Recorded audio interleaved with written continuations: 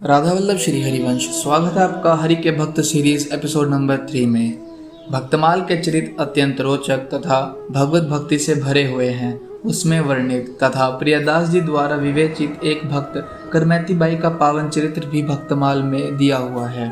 तो आज हम श्री करमैती बाई का जीवन चरित्र जानेंगे और देखेंगे उन्होंने भगवान प्राप्ति कैसे की। पंडित परशुराम जी जयपुर के अंतर्गत खंडेला के शेखावत सरदार के राजपुरोहित थे। इनकी पुत्र करमैती का मन बचपन से ही भगवान में लग गया था। यह बालिका निरंतर श्री कृष्ण ध्यान तथा नाम जाप किया करती थी। कभी वह हा नाथ कहकर क्रंदन करती, कभी कीर्तन करते हुए नाचने लगती और कभी हंसते हंसते लोटपोट हो जाती। नन्ही सी बच्ची के भगवत प्रेम को देखकर घर के लोग भी प्रसन्न हुआ करते थे। करमैती की इच्छा विवाह करने की नहीं थी, परंतु लज्जावश वह कुछ कह ना सकी। पिता ने उसका विवाह कर दिया, लेकिन जब ससुराल वाले उसे लेने आए तो वह व्याकुल हो उठी। जो शरीर श्याम सुंदर का हो चुका वह दूसरे के अधिकार में कैसे दिया जा सकता है। उसने अपने प्रभु से प्रार्थना प्रारंभ की और जो कातर होकर उन श्री वृंदावन चंद्र को पुकारता है उसे अवश्य ही मार्ग मिल जाता है। करमैती को भी एक उपाय सूझ गया। आधी रात को जब सब लोग सो रहे थे, वह अकेली बालिका चुपचाप घर से निकल पड़ी और वृंदावन के लिए चली गई। सवेरे घर में करमैती के न मिलने पर हलचल मच गई। परशुराम पंडित जानते थे कि उनकी पुत्री कितनी पवित्र है, किंतु लोकलाज के भय से अपने यजमान राजा के पास गए। राजा ने अपने पुरोहित की सहायता के लिए चारों ओर घुड़सवार भेजे कि वे करमैती को ढूंढ लाएं। करमैती दौड़ी चली जा रही थी। रात्रि भर में कितनी दूर वह निकल आई उसे खुद भी पता नहीं था। सवेरे होने पर भी वह भागी जा रही थी। उसने घोड़ों की टाप का शब्द सुना।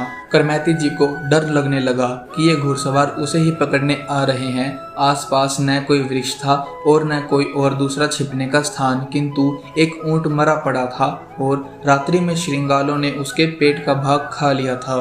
करमैती की दृष्टि ऊंट के पेट में बनी कंदरा पर गई। इस समय वह सांसारिक विषयों की भयंकर दुर्गंध से भाग रही थी। मरे ऊंट के शरीर से निकलने वाली गंध उसके विषयों की दुर्गंध के सामने तुच्छ जान पड़ी। भागकर वह ऊंट के पेट में छिप गई। घुड़सवार पास आए तो दुर्गंध के मारे उन्होंने उस ऊंट की ओर देखा तक नहीं। वहां से शीघ्रता पूर्वक वे आगे बढ़ गए और अंत में हताश होकर लौट गए। माता पिता आदि भी पुत्री के संबंध में निराश हो गए।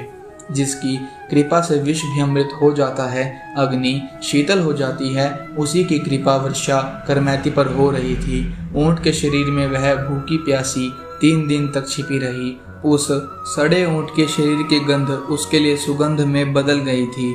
चौथे दिन वह वहां से निकली। मार्ग उसका जाना हुआ नहीं था, किंतु जो सबका एकमात्र मार्गदर्शक है उसकी ओर जाने वाले को मार्ग नहीं ढूंढना पड़ता, मार्ग ही उसे ढूंढ लेता है। करमैती को साथ मिल गया और वह वृंदावन पहुंच गई। वहां पहुंचकर मानो वह आनंद के समुद्र में मग्न हो गई। जब परशुराम पंडित को अपनी पुत्री का कहीं पता न लगा तब वे वृंदावन आए, लेकिन भला वृंदावन में करमैती को जानता पहचानता कौन था। तब एक दिन वृक्ष पर चढ़कर परशुराम इधर उधर देखने लगे। ब्रह्मकुंड पर उन्हें एक वैरागिनी दिखाई पड़ी। वहां जाने पर उन्होंने देखा कि साधु वेश में करमैती ध्यान मग्न बैठी है। पुत्री की दीनहीन बाहरी दशा देखकर पिता को शोक तो हुआ, परंतु उसके भगवत प्रेम को देखकर वे अपने आप को धन्य मानने लगे।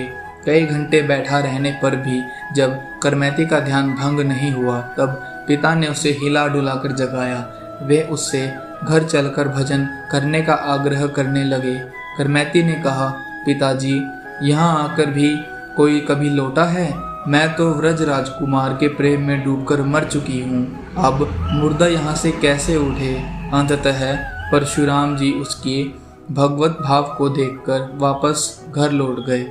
राजा ने जब यह समाचार सुना तब वह भी करमैती के दर्शन करने वृंदावन आया। राजा के बहुत आग्रह करने पर करमैती बाई ने एक छोटी कुटिया बनवाना स्वीकार कर लिया।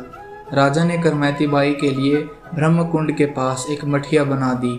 करमैती बाई की भक्ति इतनी थी कि उसने राजा को भी भक्त बना दिया। इसी प्रकार भक्तमाल में अनेकानेक भक्तों के पावन चरित्र का रोचक वर्णन हुआ है। राधे राधे।